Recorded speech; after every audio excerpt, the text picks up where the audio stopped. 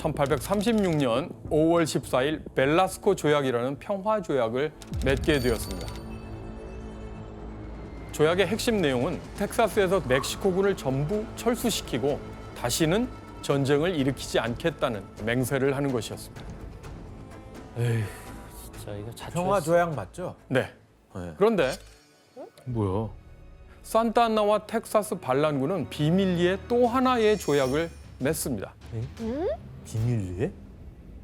와, 이거 궁금하다.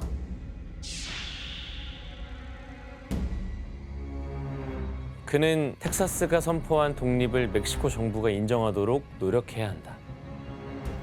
이것은 산타안나가 텍사스를 독립국으로 인정하는 조건으로 자신의 안전한 석방을 보장받기 위해서 체결한 비밀 협정이었던 것입니다. 산타나 때문에 망했네. 아니 그럼 저 죽을 상황에서 오면 어떻게 해? 아니 그러니까 왜 그거 병력을 나누고 그거 왜 그렇게 한 거야 그거? 교수님 어쨌든 결국 산타 안나가 텍사스의 독립을 시켜준 거나 다름없다고 봐야겠다. 맞습니다. 산타네요. 맞습니다. 그치? 그치? 텍사스 그 정착민들에게는 산타지. 미국인들 입장에서는 좋아하겠네요. 그러나 산타안나는 이 사실이 공개되면 멕시코에서 참 살아나가기가 어렵겠다라고 생각한 거죠. 배신자 낙인이 찍히겠죠. 그러니까 그래서 비공개 조약을 제안했던 것인데요. 그렇다면 산타안나는 원하던 대로 멕시코로 돌아갈 수 있었을까요? 뭐야, 못 돌아가요? 반란군이 설마 잡아두나? 산타안나는 그러지 못했습니다.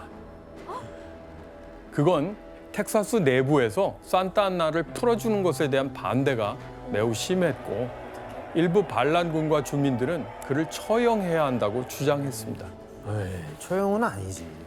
아이고야. 그런데 이때 이런 상황을 지켜보던 한 나라가 있었습니다. 미국이요. 어디였을까요? 미국. 예, 맞습니다. 바로 미국이죠.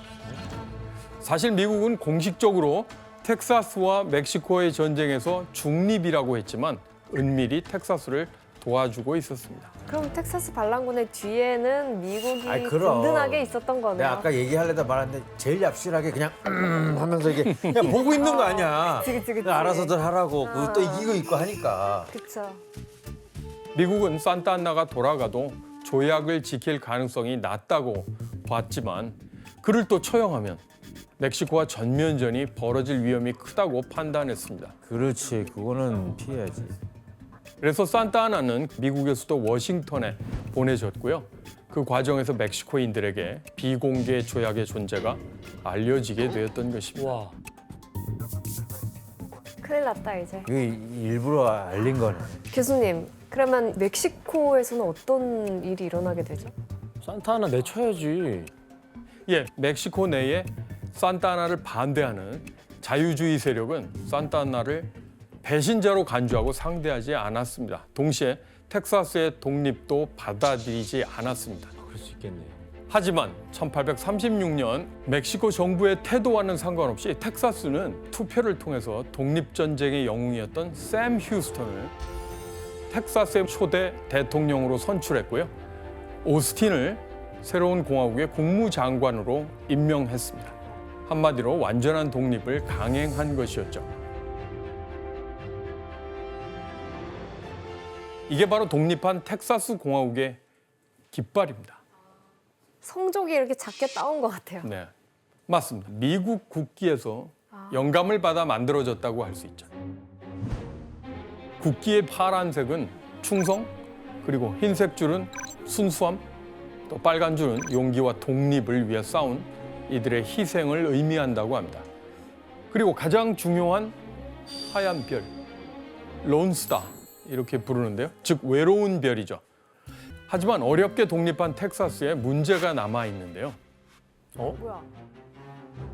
독립 이후 텍사스는 멕시코와의 무역이 끊겼죠. 또 경제가 악화되면서 이 재정이 또 어려워졌습니다. 이런 혼란 속에서 텍사스 사람들은 새로운 해결책을 떠올렸습니다.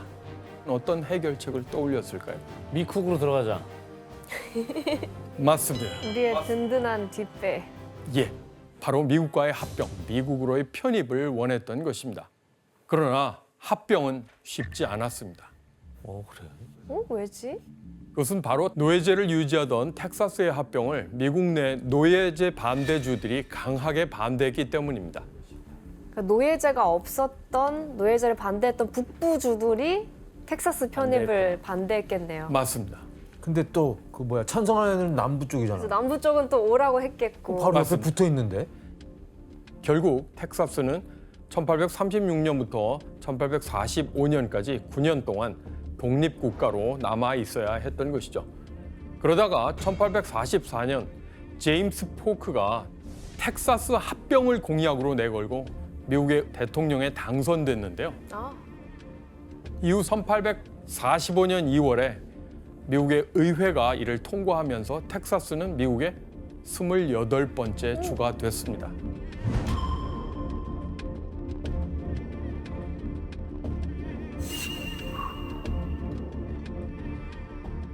이렇게 텍사스가 미국의 땅이 된 뒤에 미국과 멕시코의 사이에는 점점 더 긴장감이 조성됐고 이런 두 나라 사이에서 양쪽의 눈치를 보던 곳이 있었습니다. 스페인? 오늘의 주제를 떠올려 보시면 바로 캘리포니아입니다. 캘리포니아는 또 왜? 미국의 땅이 된 것일까요? 야, 또 멕시코가 뺏겼네. 그 시작은 미국과 멕시코 간의 국경선 문제에서 비롯되었습니다.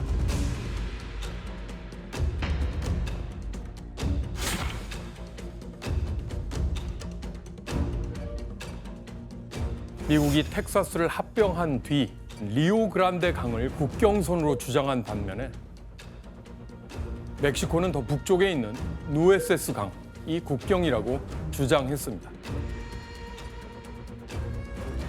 근데 난시 씨, 이 두 나라 주장하는 국경선의 다른 이유는 뭐예요? 네, 일단 텍사스가 멕시코 영토일 때 멕시코가 직접 통치하던 지역은 누에세스 강까지였어요. 그런데 텍사스는 독립했을 때 국경을 리오그란데 강으로 정해졌어요. 갑자기? 네, 갑자기. 그래서 미국은 리오그란데 강을 국경선으로 이렇게 주장한 거예요. 야, 근데 너무 저건 좀 너무한다. 이 얼마나 차이가 날까요? 차이가 진짜 꽤 커요. 심각한 차이죠, 저게. 네, 두 경계선이 무려 240km가 차이가 납니다. 당연히 갈등이 생길 수밖에 없지 않겠어요. 네. 좀 너무하긴 했다. 이렇게 두 나라가 국경선이 어디냐를 두고 대립하는 가운데 국경을 방어한다는 명목이었지만 사실상 멕시코의 관점에서는 압박당하는 느낌이 들었겠죠. 그럼에도 멕시코가 물러나지 않자 미국은 멕시코 정부의 리오그란데 강을 국경선으로 인정하고 나아가 뉴멕시코와 캘리포니아를 팔아라라는 제안을 하게 됩니다. 그러니까 미국이 좀 굉장히 당당한데요. 지금 돈을 주고 남의 나라를 사겠다는 얘기 아니에요. 남의 나라 땅을 사겠다는 이야기인데 이건 어디서 나온 생각이죠, 이거는? 포크 머릿속에서인가요? 맞습니다. 그것은 바로 당시 미국 대통령이었던 이 포크를 비롯해 여러 미국인들이 따랐던 명백한 운명이란 개념과 관련이 있다고 봅니다.